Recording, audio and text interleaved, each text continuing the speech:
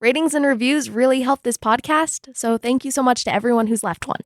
Hey everybody, it's Matt. This is the 10-Minute Bible Hour podcast, and you are joining me in the middle of a multi-day arc where we are exploring the concept of apostolic authority, church authority in the New Testament.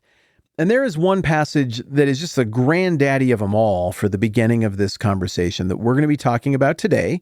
And my little disclaimer on the front end is that this is one that people can be sensitive about because this is still a passage that is debated between different expressions of Christianity. And my goal is to just call it down the middle and try to just be fair to what I see in the text. But I'm me, and it's not going to be perfect. So thanks in advance for the benefit of the doubt as we go and dig into Matthew 16 and what Jesus and Peter and the others said there. All right, I'm going to have Jeff play some music, and then we're just going to jump right into it.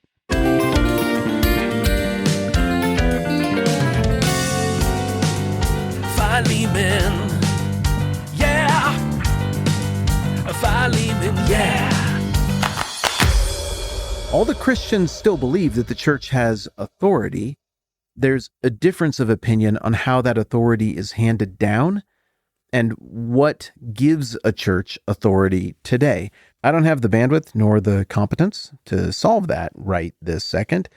What I do want to do is go and look at just a little bit of stuff around the New Testament that would help us understand why Paul would make a comment like this and why there would be an assumption of apostolic authority in New Testament times. Okay, well, let's go to one of the most obvious ones of all of the obvious ones, that being Matthew 16. Now, in Matthew 16, especially for those of you who are just picking this stuff up and learning about the great wide world of Christian faith and the Bible, this is a very important passage from one of the four Gospels. These are the books of the Bible that tell the story of Jesus, his life, teaching, death, and resurrection. And in Matthew, you get a scene where Jesus kind of gets away from it all with his disciples. He knows that the end is coming up, and he's really starting to invest in his disciples. And Jesus still hasn't gone up on like a hill and yelled, "I am God in the flesh. I am the Messiah." He hasn't done it that way. He has indicated several times up to this point that who he is pretty dang obvious, and y'all ought to be able to see what the weather is. Y'all ought to be able to see what time it is. It's really obvious. So in this scene, Jesus is finally alone. The noise and the clutter is away. They're way up north out of the hubbub and everything. Now, I imagine I'm sitting around a campfire here, and Jesus says to his disciples, "Hey, who do people say the Son of Man is?" And they replied, "Some say John the Baptist, others say Elijah, and still others Jeremiah or one of the prophets. But what about you?" he asked. "Who do you say I am?" And then Simon Peter answered, "You are the Christ, the Son of the living God." And Jesus replied, "Blessed are you, Simon, son of Jonah, for this was not revealed to you by man, but by my Father in heaven. And I tell you that you are Peter, and on this rock I will build my church, and the gates of Hades will not overcome it. I will give you the keys of the kingdom of heaven, and whatever you bind on earth will be bound in heaven, and whatever you loose on earth will be loosed in heaven."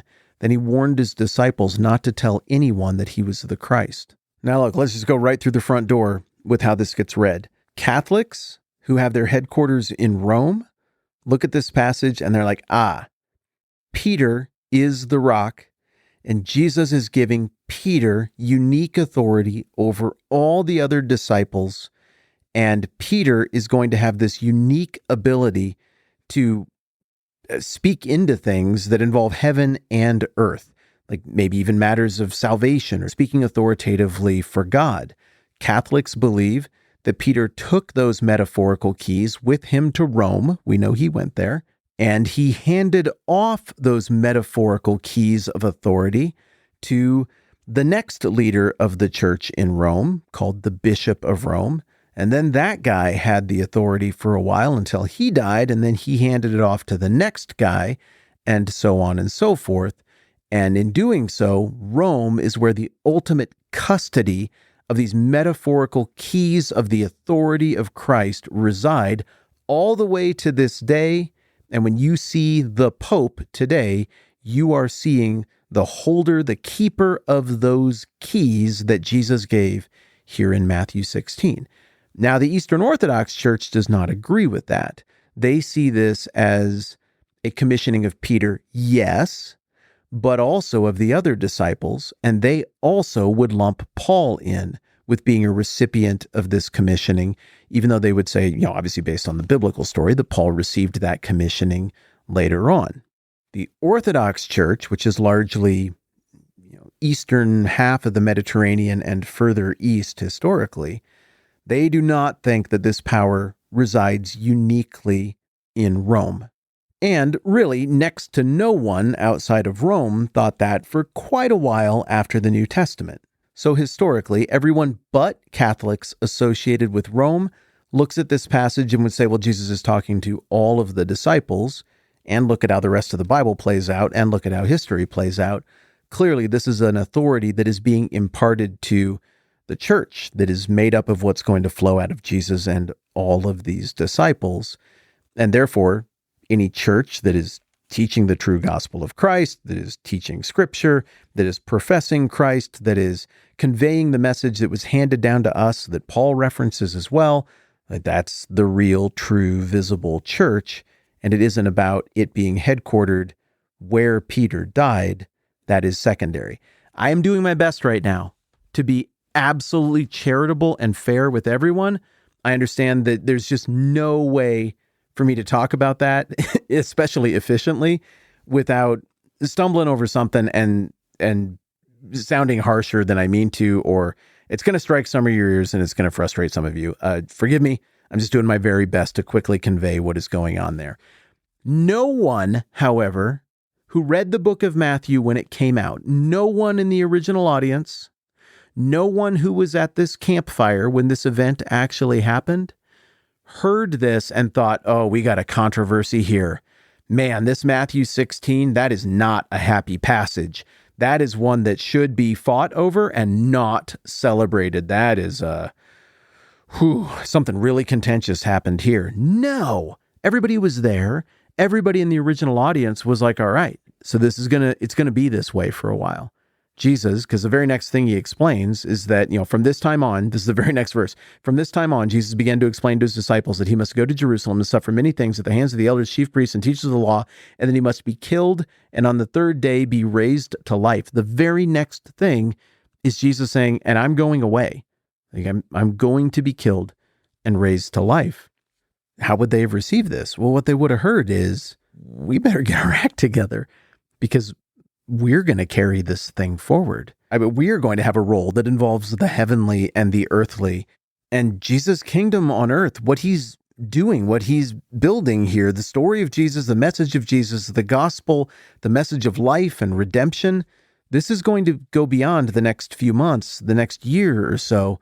This is the forever story. No, Matthew 16 is a wildly exciting moment. And there's only one guy at this campfire who doesn't get it and completely fumbles the moment. And that's Peter. Peter took Jesus aside and began to rebuke him. "Never, Lord," he said. "This shall never happen to you." Jesus turned and said to Peter, "Get behind me, Satan. You are a stumbling block to me. You do not have in mind the things of God, but the things of men." Then Jesus said to his disciples, basically, this is going to be tough, but it's worth it. I'm summarizing a lot of what Jesus said in the coming chapters for the sake of efficiency there. So what do we take from this very important passage about apostolic authority? Well, one of the big things is it clearly wasn't predicated on Peter being right about everything or the disciples being right about everything. The wrongest disciple in the book of Matthew is Peter. He also takes a lot of big swings, and it seems like he's kind of the archetype, like, hey, go try. You have the safety net, the grace of Christ in place if you shank it and you don't get it exactly right. So Peter is to be esteemed.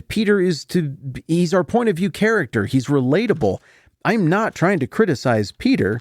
What I'm saying is that the immediate context of this very important passage about apostolic authority tells me that, one, this authority was being handed on to the disciples and whoever they would disciple. And further, this is part of good news. They would have taken heart at everything other than Jesus is going to die and we love him and we will miss him. Even if he is raised back to life, he's going to die, and we're about to watch that happen. And we can't talk him out of it. We're not supposed to stop it. I mean, that's the real heart of the story. The fights and the debates come later as people argue about whose Christian town should get to wield the most authority. And I know that's probably the hardest toe step of anything I've done so far. But if you go and read the church history, well, it got squabbly over that. I mean, people are people. These things happen. Ultimately, however you interpret that passage in light of whose church is what and how the things ought to be, you got to come away with this observation, though. It is a supreme empowering of and commissioning of generation one of the disciples, and everything about that language makes it clear that that is going to be carried forward. Now, at this point in our conversation, I am wanting just mentally roll right into more stuff from Matthew and the Gospels that deals with this material, but time is what time is, and we can get to that tomorrow. So I'm just going to abruptly halt here after having considered Matthew 16, and then tomorrow we'll go and look at more passages from the Gospels that deal with this exact same topic of Jesus imparting his authority to the disciples, and then what happens after the disciples? Do they get to impart it to others? How does all of that work? More on all of that tomorrow. I'm Matt. This is the 10-Minute Bible Hour podcast. Let's do this again soon.